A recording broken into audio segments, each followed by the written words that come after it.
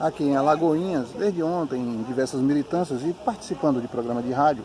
O radialista Haroldo Aze fez uma provocação a respeito desse equipamento, o aparato da segurança pública, a Delegacia Regional, o Complexo Regional de Alagoinhas, Bahia, onde já tivemos 2 fugas em novembro do ano 2017, mais 5 fugas agora em 2018. É uma situação precária, calamitosa, que você vê nas instalações internas, sem efetivo policial para dar garantia, né, da trabalheira com os presos, audiência, enfim, controlar a visitação e todas as outras circunstâncias. Será que isso atrapalha o advogado ou de que forma interfere, doutora, no processo do trabalho da senhora enquanto técnica profissional que busca, né, defender interesses ou realizar tarefas complexas? Como é que funciona?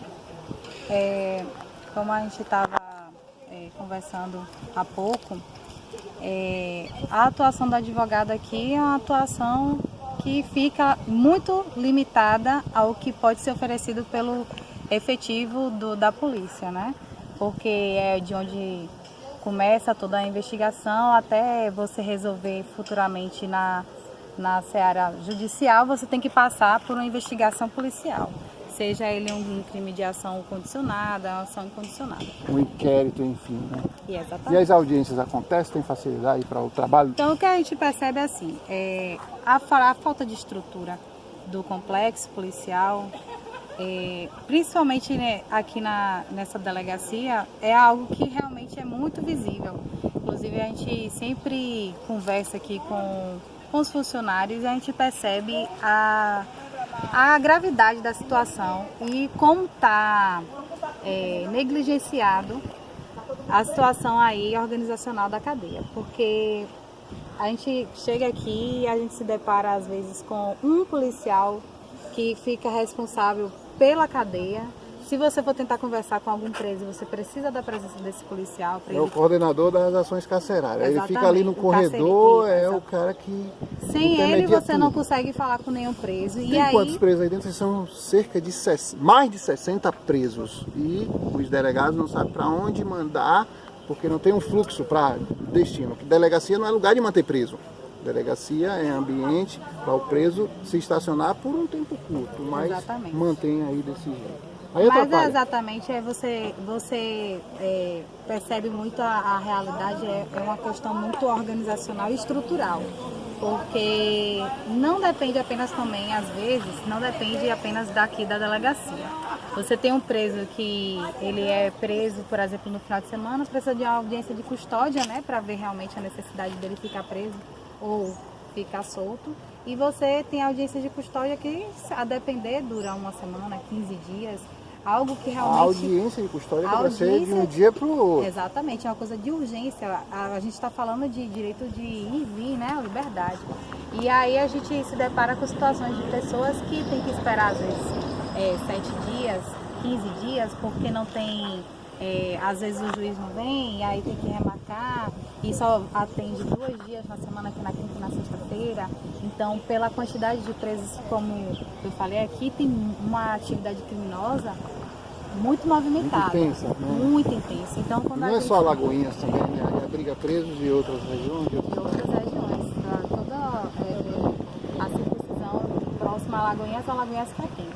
Então, a gente vê que realmente é uma coisa estrutural e a ausência, talvez, de uma fiscalização. Um combate, né? Órgãos como a OAB, por exemplo. Como a OAB, por exemplo, que a gente não vê atuar em momento algum em defesa das prerrogativas até dos próprios advogados, que realmente é um tapa-buraco. A gente tenta explicar para os clientes que a gente faz o nosso trabalho, que a gente tenta fazer o máximo que a gente pode, mas a gente fica muito vinculado à possibilidade. Realmente a possibilidade daí é muito limitada.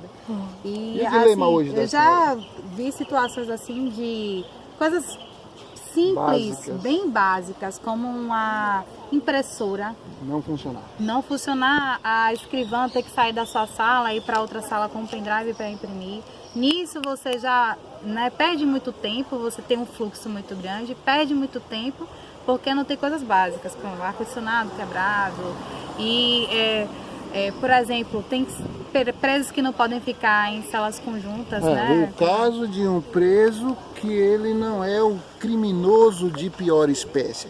Aquele caso de prisão civil. De pensão alimentícia, por exemplo, eu tive um cliente mesmo que ele ficava dormindo no corredor, inclusive com colchonetes que os próprios familiares... É um preso que não tem periculosidade alguma, é uma pessoa que precisa ser protegida das adversidades, uma fuga, por exemplo, um episódio qualquer de desordem social. Sim. Né?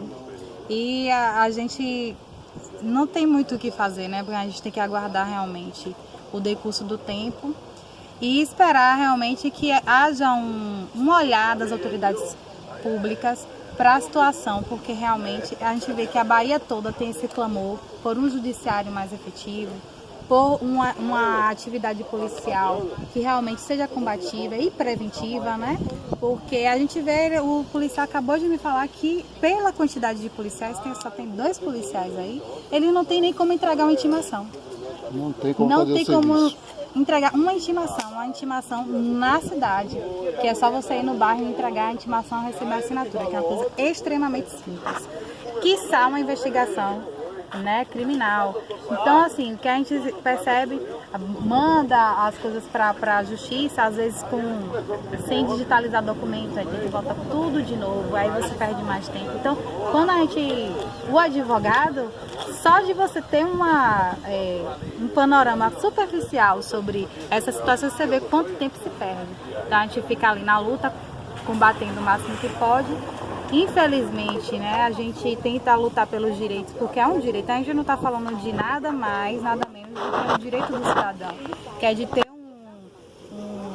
um processo legal, né, uma ampla defesa contraditória, que ele responda pelos crimes que ele eventualmente... Segurança jurídica funcionando também, né? Exatamente. Então, assim, em relação a isso, o que a gente pode dizer que é péssimo, não é péssimo. Doutora, obrigado, boa sorte para a senhora.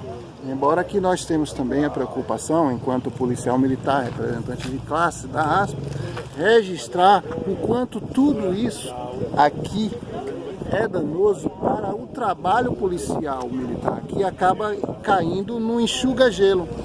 Prende, não sabe se vai ser mantido preso, como a doutora falou, 15 dias para fazer uma audiência de custódia, vai definir se fica preso, e enquanto isso acontecem os episódios de fuga e as desordens sociais todas que acabam criando implicações diversas na sociedade. Lamentável, saudades da Farramos.